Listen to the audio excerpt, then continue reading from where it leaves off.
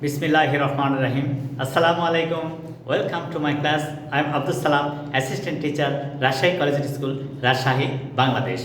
My dear students and my dear viewers, today I am going to make a video class which is very simple and interesting.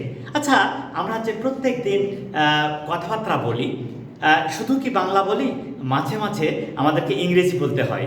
এই সহজ কথাগুলো সুন্দর করে easily ইংরেজি বলাটা একটা স্মার্টনেস এবং এটা খুবই এনজয়েবল একটা ম্যাটার। আচ্ছা, আমি কাউকে বলছি ভিতরে আসো, ভিতরে এসো, এই ছোট্ট কথাটা কামিং, এটা কি কোনো কঠিন? না, একদম সিম্পল।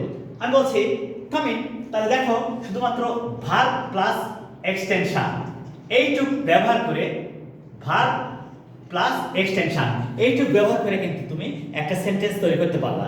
আচ্ছা, বাইরে যাও, বাইরে যাও, গো আউট, একই স্ট্রাকচার, গো আউট, বাইরে যাও, গো আউট।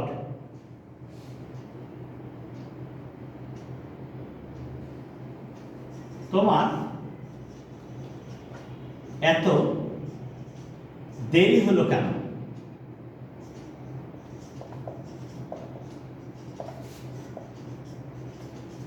ছোট্ট একটা কথা, তোমার এত দেরি হলো কেন? তাহলে why are you so late? Why are you so late? তোমার এত দেরি হলো কেন? Why are you so late? দেখো, ছোট ছোট কথা কত সহজে বলা যায়। আমাকে একটি কলম দাও, আমাকে একটি কলম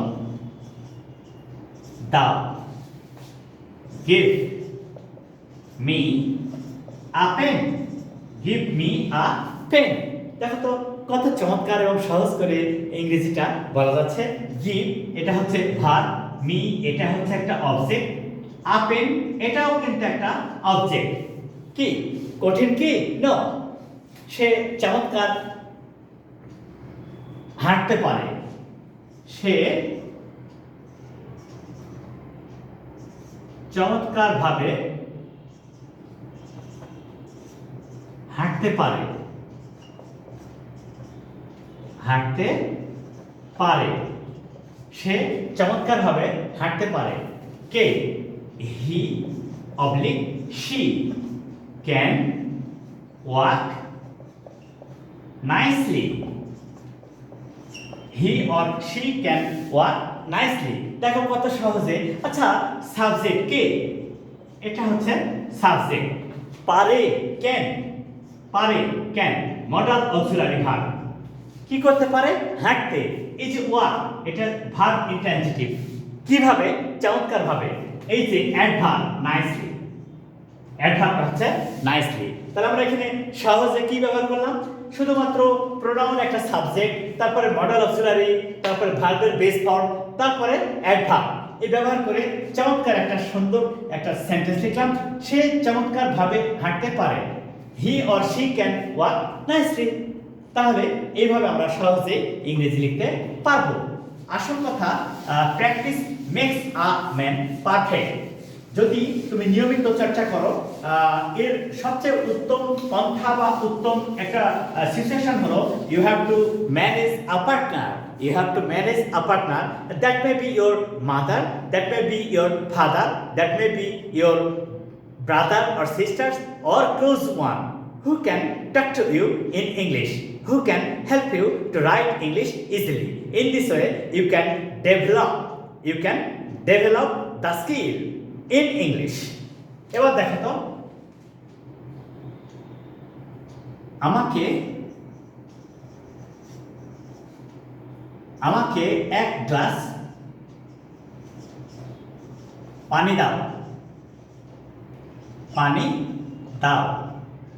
আচ্ছা, এটা কি কঠিন হলো? আমাকে এক গ্লাস পানি দাও। এই কথাটাতে বাংলা না বলে যদি আমরা একটু সিম্পল ইংলিশ বলি, কিভাবে হবে সিম্পল ইংলিশটা? গিভ। কাকে? আমাকে। Give me. কি দিবে? এক গ্লাস পানি। a glass of water. Give me a glass of water. তুমি অনেক গ্রামাটিক্যাল রুলস জানো, ভোকাবুলারি স্টকও অনেক আছে, but you don't know how to speak English nicely, how to write English nicely. So that is unfortunate. That is unfortunate. But if you try or if you begin to write small or little sentences in your own way, that will help you to write the smart kind of sentences, or you can be a smart speaker also. Look at it. সে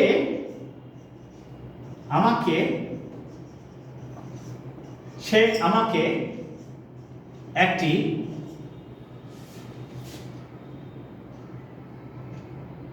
উপন্যাস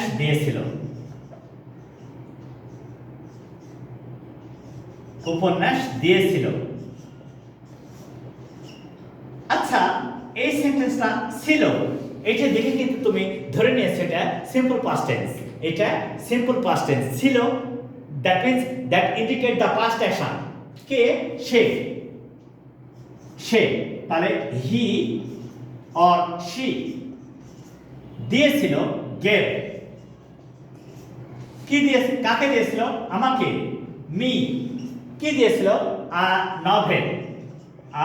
novel. তাহলে এবারে দেখো তো কত সহজে এই কথাটা বলতে পারো। আচ্ছা, কেউ বলছে আমি বাইরে যেতে চাই।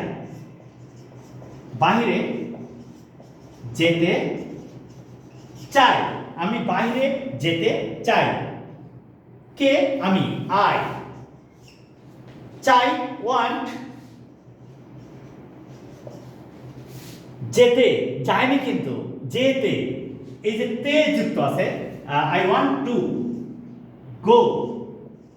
আচ্ছা, কোথায় যাবে? বাইরে। I want to go out. দেখো, টু প্লাস ভার্ব। কত সহজে এই এক্সপ্রেশনটা আমরা তৈরি করতে পারছি। আমরা এখানে একটা বিষয় শিখব, এই যে বাংলা ক্রিয়া শেষে তে যুক্ত থাকলে ইংরেজিতে টু প্লাস ভার্ব হয়। যখনই বাংলা ক্রিয়া শেষে তে যুক্ত থাকে তখনই ইংরেজিতে রূপান্তরের সময় টু প্লাস ভার্ব হয়। আর এই টু প্লাস ভার্বকে বলা হয় ইনফিনিটিভ। এই উদ্দেশ্য বোঝালে টু প্লাস ভার্ব হয়। এইভাবে আমরা সহজে ইংরেজি লিখতে পারবো।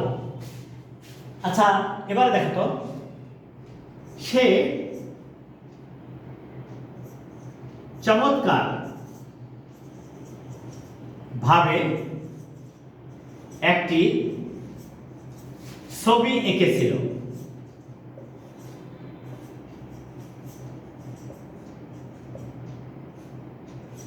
সে চমৎকার ভাবে একটি ছবি এঁকেছিল। কে? শি অথবা হি। এঁকেছিল, ড্রিউ। কি এঁকেছিল? আ পিকচার। কিভাবে? চমৎকার ভাবে, নাইসলি। এইটা এবারে আমরা ফলো করব। দেখো তো, সাবজেক্ট, এটা হচ্ছে সাবজেক্ট। কে দ্বারা প্রশ্ন করলে সাবজেক্ট হবে। এঁকেছিল, এটা হচ্ছে ভার্ব। কি এঁকেছিল? কি, এটা হচ্ছে অবজেক্ট। কিভাবে, এটা হচ্ছে অ্যাডভার্ব অথবা এক্সটেনশন বলে একে। এই সেন্টেন্সে এটা হচ্ছে এক্সটেনশন। সো তোমরা সহজে এই সেন্টেন্সটা লিখতে পারছো এবং বলতে পারছো। দেখো কত সহজে একটা চমৎকার সেন্টেন্স লেখা যায়। আমরা কিন্তু বলেছি ছোট ছোট বালিকানা বিন্দু বিন্দু জল গড়ি তুলি মহাদেশ সাগর অতল। এইভাবে ছোট ছোট সেন্টেন্স যদি আমরা লেখা শিখি তাহলে আমরা একদিন অনেক বড় বড় সেন্টেন্স লিখতে পারবো। আমরা সহজেই বুঝতে পারছি যে কত সহজে ছোট্ট সেন্টেন্স লেখা যায়।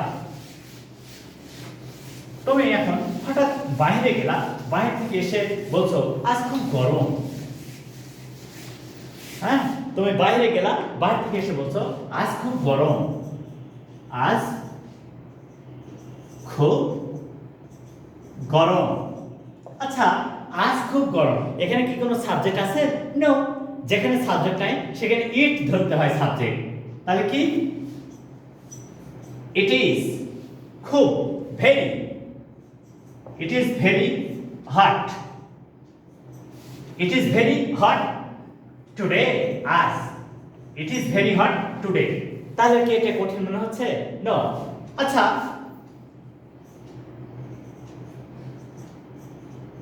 প্লেটটি পরিষ্কার করো, প্লেটটি পরিষ্কার করো।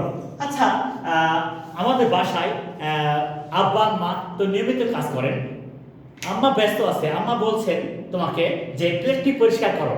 এটা কিন্তু কঠিন কাজ না, এটা সিম্পল একটা ইংলিশ ব্যবহার করা যায়, wash the plate, wash the plate. এটা কিন্তু একবারে ইজি, ওয়াশ দ্য প্লেট। আচ্ছা, গ্লাসে কিছু পানি ঢালো, গ্লাসে কিছু পানি ঢালো। আচ্ছা, এটা আমরা তো প্রায় শরবত বা পানি পান করি, তাহলে এই যে তরল পদার্থ ঢালা ইংলিশটা হচ্ছে pour.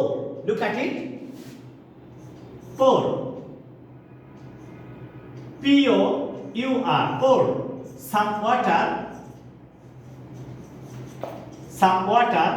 into the glass,